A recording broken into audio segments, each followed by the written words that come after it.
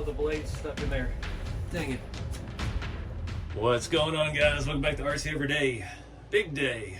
New experience with a new genre of the hobby. So back about 2 or 3 years ago at Beat the Creek, there was a bunch of construction stuff. They had a whole construction barn, and I got to get my hands on one of these things. It was so cool. There was every piece of equipment imaginable out there, and we all just passed around remotes one night, and I ended up on the Dozer, and we ended up building like a scale overpass, and I was just packing the dirt in. They would bring it to me, they'd scoop it on another side of the barn, and trucks would bring it over. It was quite an experience, and I told myself last year that I was finally going to take the leap and get me a piece of construction equipment, and didn't quite make it last year, but yeah, been saving for a while, and here we are. So RC4wd has this version on sale right now, the red one. It's not as popular as the yellow, obviously, and they had it on sale for $19.99, so $1,999. So tax and shipping, it's expensive. It's a very expensive endeavor. These are full hydraulic. This thing weighs about 60 some odd pounds, I believe, or 73, somewhere around that area. So I don't have a clue what I've got to do to set it up. I've not watched any videos. I just finally had enough of waiting the other night and ordered it when it was on sale. So yeah, I see we've got a bunch of LEDs dangling, so we do have to do a little bit of setup, running lights, and that's my favorite thing in the world to do. We've got basically like a drag link or something that goes on the front we've got to install. We've got some hardware on that. We've got our dual stick radio. I know these are fully programmable. That was one of the issues. I was having an issue learning how to drive it because a lot of people change what settings or what. So you can program it to your liking. I don't know what that is yet, but we'll figure it out when we get there. We've got some bag of some heavy metal stuff here, some more light buckets. It's got some weight to it. Got another bag with a syringe, a USB connector for our radio, I guess. Another red thing, a USB drive, thumb drive, that's interesting. And extra tracks, it looks like. A couple tools. I've got this little box that has, looks like some cylinders of some kind or something in it. I'm guessing our blade is in here, I don't know. We've got a quick guide. I haven't even looked at this yet, so this is going to walk us through. I hope I have a battery that we can get started with. I haven't bought batteries specifically for this yet. It says you can get 38 minutes of runtime off of like a 5700 3-cell. And I don't have anything that big. I think the biggest one I have is a 3700, but I did check it does have the right connector, so we will be able to get this thing up and going.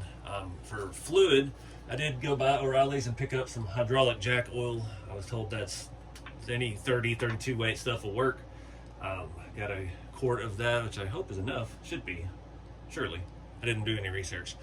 We got a sticker sheet. We got 2 sticker things.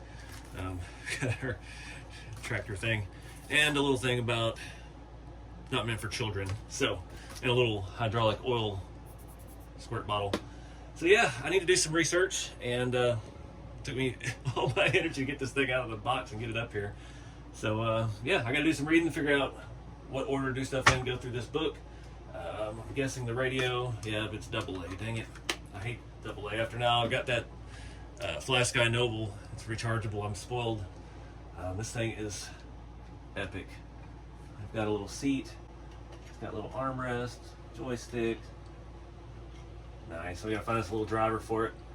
Happy little bulldozer. So anyways, yeah, let me do some catching up here, and we'll start putting this thing together. All right, guys, instructions.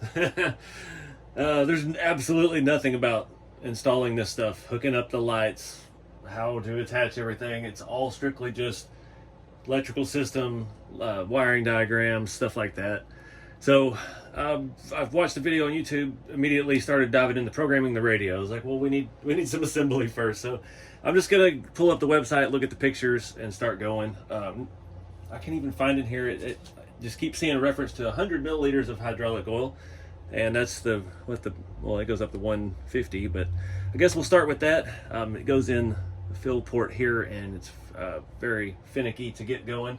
So the little nozzle didn't even cut, so we got to drill that or something to get that to go in. Has a syringe as well, but it doesn't fit in that, well, it kind of fits in that hole. So I don't know what the best way to do it is, so we're just gonna start doing it. We got the ripper and a pin, I guess, and it locks in with a pin, different heights. Don't know which height I should set it at. This top piece weighs a fortune. It's our roll bar or our wing or something on top. I have to look and see which way that goes and how the lights mount to it. Just off of photos, get all these stickers out of the way, and yeah, this will just get going. You kind of have to eyeball this to get the front blade centered, and go from there. I did power up the radio. It made me put all the levers in a certain position. I hope it's the right position. I do know this is our hydraulic on and off, so we definitely don't want to turn that on until we get fluid in the system.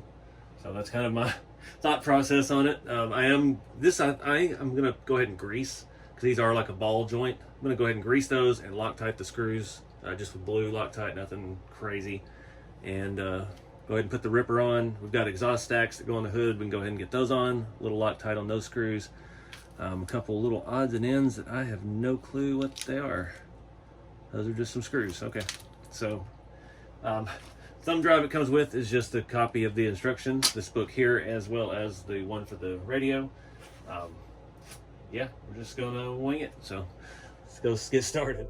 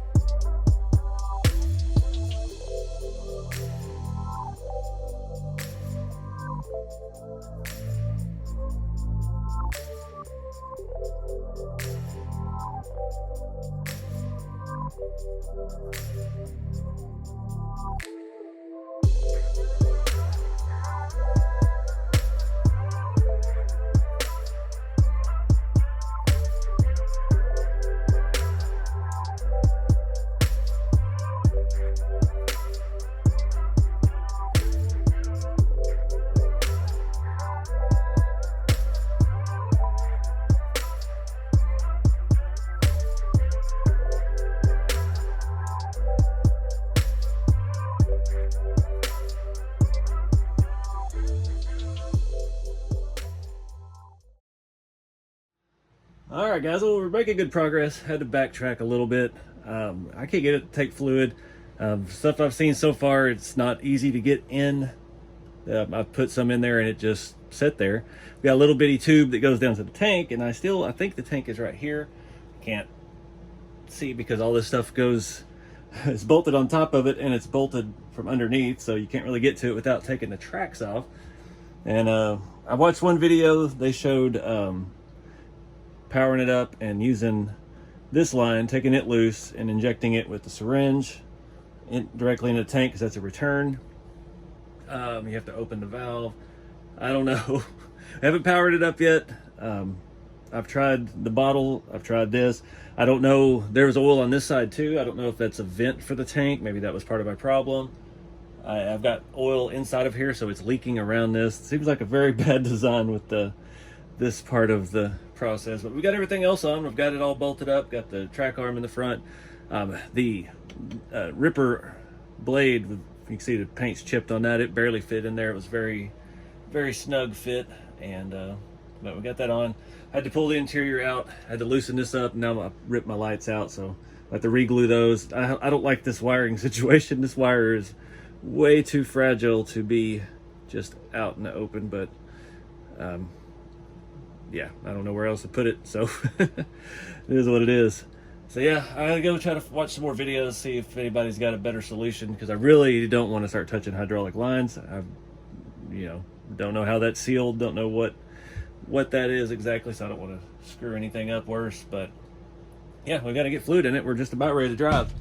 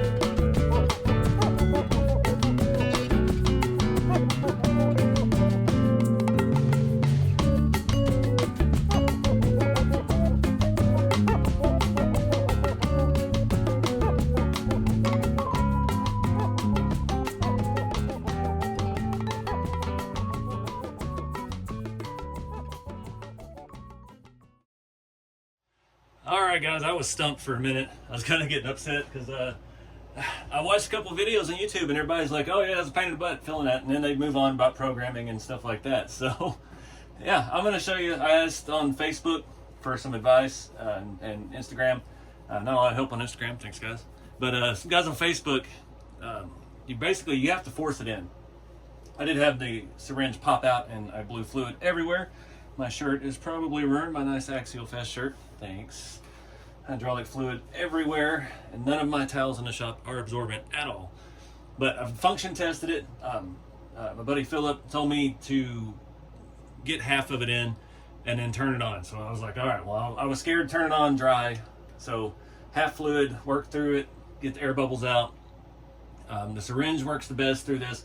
I had to pry the rubber hose back up and it won't come out. I wish it would have come out a little bit so I could like grab it and get this to seal kind of, and make it a little bit easier to do, but it keeps pushing down in there.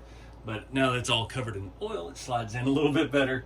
So I think we're good and working. I don't know what it's supposed to sound like. It said 100 milliliters. I've got another 8 or so here. I can't get the rest of it out of here, but I think that's pretty close because I'd overfilled that just a smidge. So I'm going to try to force this in. One of the guys said to do it while, like when I first started pumping it in, pull the blade, compress the cylinders, which manually pulled the front up, and then as I'm squeezing it, which is hard to do because it really takes 2 hands, to let it down and let it suck the fluid through. So you can see that hose just in and out of there. There's nothing really retaining it. So I'm going to go just a little bit more. It is powered on right now. We've got a battery in it. I've got the hydraulic pump off. I didn't mean to blow a whole bunch of air in it, but it is what it is. So, where's my remote? I'm going to go through the function test.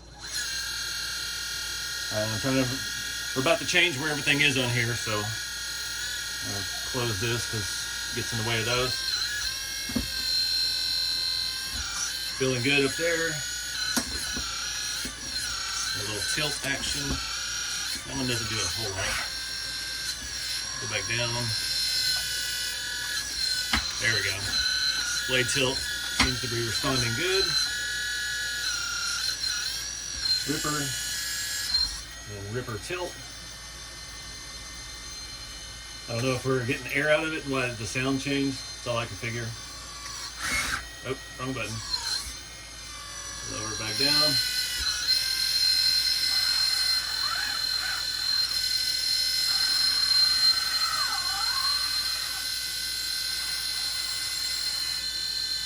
why the hydraulic pump is so loud, just because we have it apart partially.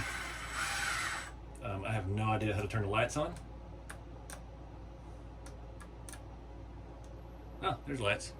So at least all of our lights are working. They're not super bright. Is this one on? Yeah. All right. So here we are. Oh, gotta turn it.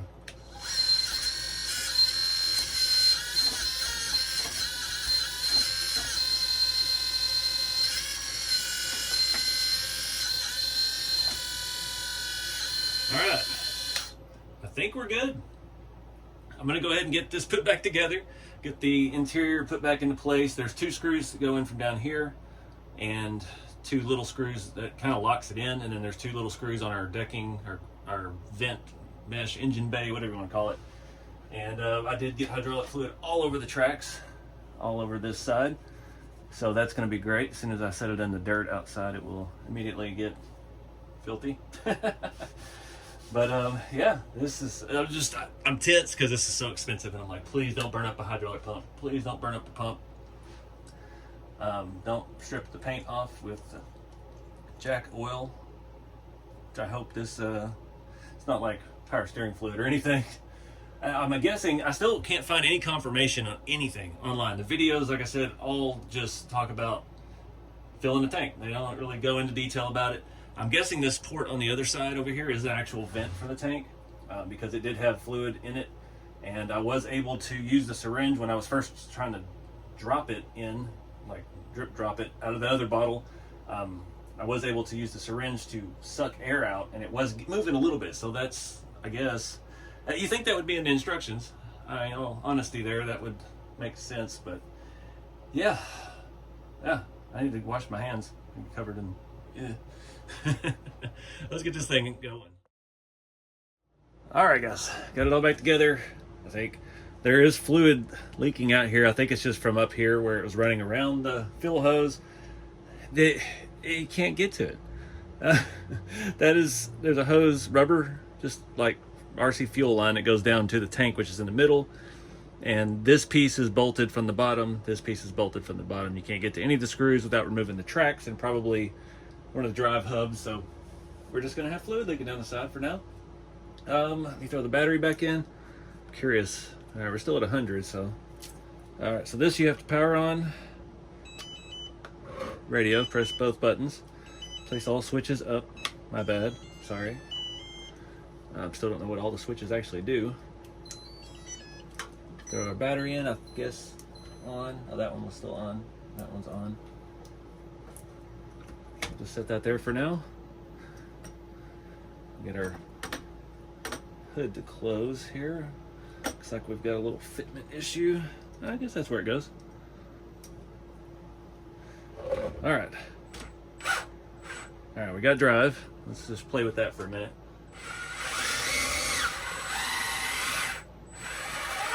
Shaking everything.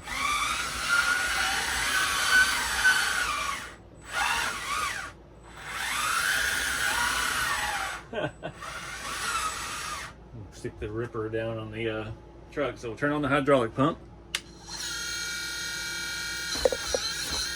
Got our yaw up, down. We got full tilt, angle of the blade.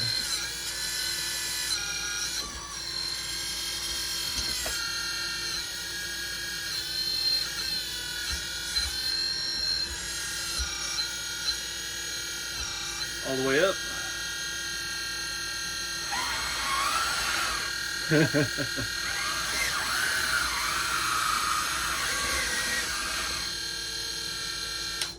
All right, turn the hydraulic pump off, let it chill for a minute. We gotta film a reel for social media, and it's already dark. Let me turn the lights on. Oh man. All right, I'm in awe. This is cool. All right, so we got it all working. So of course we've torn it apart. Following this video here, Hobby Concepts LLC, playing with the mixing, trying to get the forward and steering on one stick and the functions on the other. We're halfway through that. I've got everything set up on the radio, and then he's like, oh yeah, and you got to rearrange all the plugs in the receiver. So I'm still searching for the right combo because he does not show that whatsoever in that part of the video I've seen so far. He said switch channel 3 or put the ESCs in 3 and 4. That was it.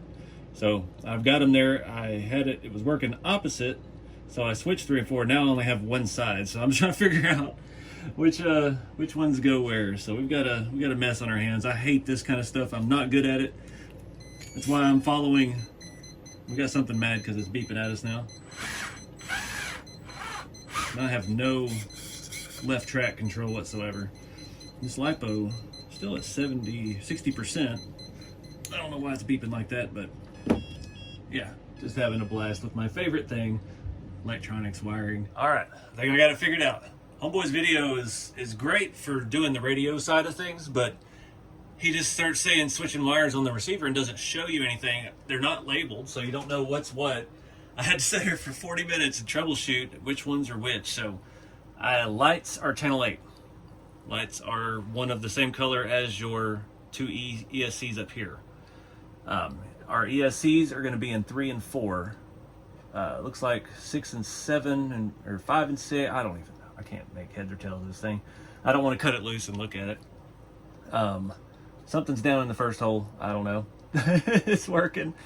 So what we've done, I followed his method for the radio as far as mixing channels 3 and 4 to get all of your drive on this stick. So now, forward, reverse. I'm still getting more, it's not 100% even. I don't understand why. When I watch the split, and one of my settings also was different than his. He said to reverse it, and it was the opposite on mine. So, from what I'm guessing, there's no one right way to do it, but I've got our lights back on. Now we have, oh, I gotta turn the pump on. We got digger there, up and down, plow up and down, and then over here we have our angle of the digger, or the ripper, and our angle of the blade.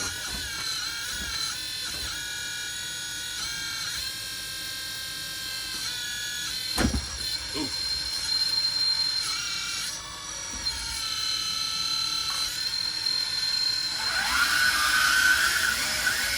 So now this allows us to drive with one stick. Forward and reverse. You can ease in the turning. So it makes sense to do what he was showing.